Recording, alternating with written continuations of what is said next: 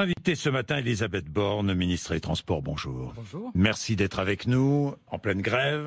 La grève est dure, elle a commencé à la SNCF. Les syndicats, du moins certains, espèrent tenir 13 semaines. Est-elle justifiée, cette grève? Est-ce qu'on va privatiser la SNCF? La réponse est non.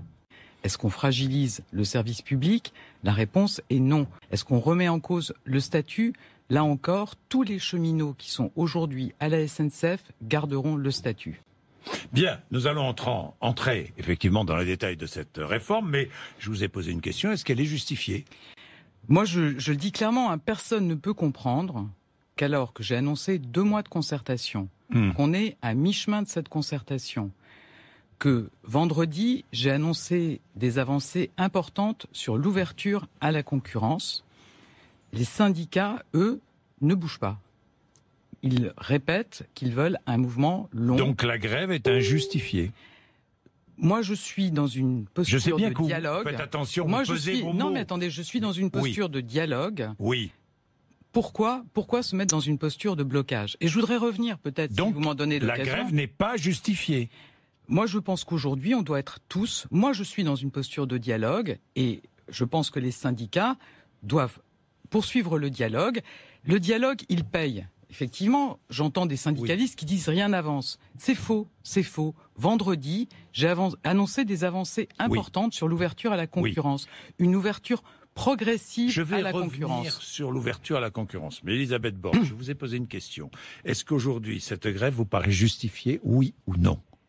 Moi, j'entends qu'il peut y avoir des craintes de la part des cheminots. Je le dis, ces craintes, elles ne sont pas justifiées et elles sont alimentées. La grève n'est donc pas justifiée, si j'ai bien compris. Il faut poursuivre le dialogue. Bon, donc la grève n'est pas justifiée. Pourquoi ne le dites-vous pas? Je ne comprends pas très bien, mais enfin bon. Elisabeth Borne, est-ce qu'avant la fin du quinquennat, cette dette de 45 milliards d'euros sera effacée? Oui ou non? Dans le quinquennat, on aura fait le nécessaire pour remettre le système ferroviaire à l'équilibre. Donc la dette sera effacée? On aura traité le sujet d'une manière ou d'une autre pour que le système ferroviaire soit à l'équilibre. Donc la dette sera effacée? La dette, les conséquences de la dette, c'est à regarder. En tout cas, le système sera à l'équilibre. Vous me dites, on aura pris les mesures nécessaires pour que l'entreprise soit remise sur de bons rails, si je puis dire. Donc la dette sera effacée. Je vous dis que les modalités sont à définir, mais que de toute façon... Est-ce que l'ouverture à la concurrence améliorera la qualité du service et réduira le prix des billets? C'est ce qu'on voit partout. Vous voyez, en Italie, par exemple, les TGV sont ouverts à la concurrence. Il y a un nouvel opérateur qui est arrivé. Ça a fait baisser les prix de 40%. Donc oui, l'ouverture à la concurrence pour les TGV, ça sera des trains en plus, des nouveaux services, des billets moins chers. J'imagine, je suis cheminot, je vais travailler pour une entreprise concurrente qui va venir faire rouler des trains sur des lignes TGV. Je garde mon statut si je vais travailler pour cette entreprise? Alors, très clairement, vous êtes cheminot et vous êtes à la SNCF aujourd'hui. Vous gardez votre statut. Si demain, un concurrent gagne un marché, vous pouvez être repris par ce concurrent. Vous gardez l'essentiel de votre statut. La retraite, la garantie de l'emploi, la rémunération. Ça n'est pas rien.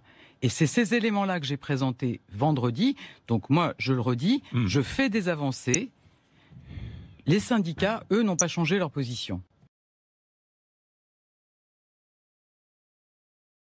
La question, c'est que cette réforme, elle est nécessaire pour les voyageurs, elle est nécessaire pour la SNCF, elle est nécessaire pour les cheminots. Donc cette réforme, elle doit être menée à bien. Elle se mène dans l'écoute, dans le dialogue. On évoquait ce que j'ai présenté sur l'ouverture à la concurrence. Moi, j'ai écouté les propositions des syndicats, évidemment pas de la CGT et de Sudrail, qui veulent pas de l'ouverture à la concurrence. L'ouverture à la concurrence, elle a été décidée. Moi, j'ai écouté les propositions des syndicats, évidemment pas de la CGT et de Sudrail, qui veulent pas de l'ouverture à la concurrence. L'ouverture à la concurrence, elle a été décidée. Il faut comprendre que tout ça, l'unique responsable de tout ce chaos, c'est M. Macron. Parce qu'il n'est pas capable de nous dire pourquoi il a déclenché cette épreuve de force, dans la mesure où aucun pays ne prouve que ça aille mieux quand la SNCF ou le rail est privé.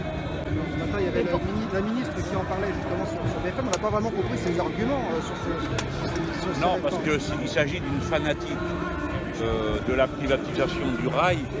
Elle exerçait déjà des responsabilités dans ce domaine à la fin des années 90, quand les premières directives européennes ont été mises au point, parce qu'il ne faut pas que les gens se racontent des histoires.